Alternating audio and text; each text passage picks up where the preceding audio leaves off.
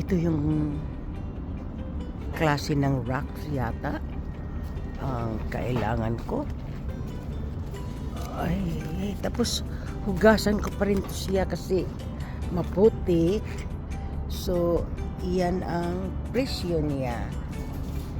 Itong nasa taas. At ayan. Siguro mga kailangan ko niyan, mga 10. 10 ganyan kasi numinipis na yung rocks ko dahil kay Charlie na doon umiihi, dumudumi, kaya isa din yan sa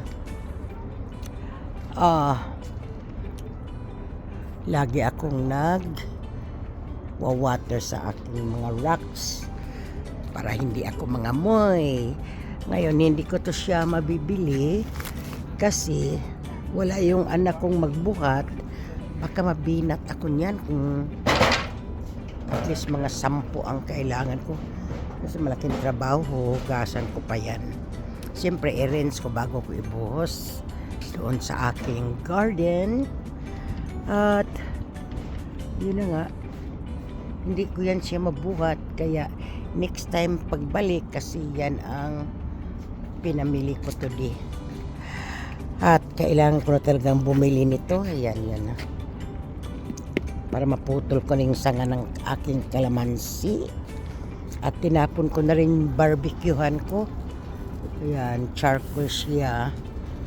At kinakalawang na. Kaya bumili na rin ako.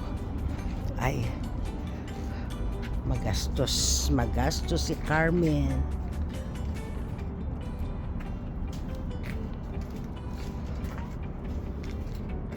Yan, next time na lang ito. Next time.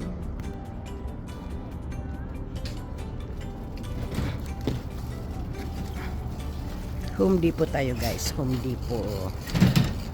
Yan.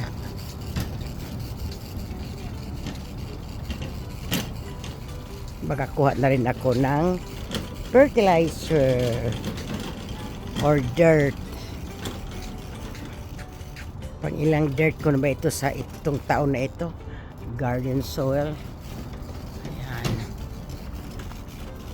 So, hanapin natin ang all purpose. All purpose kasi meron akong pating eh. Ayan.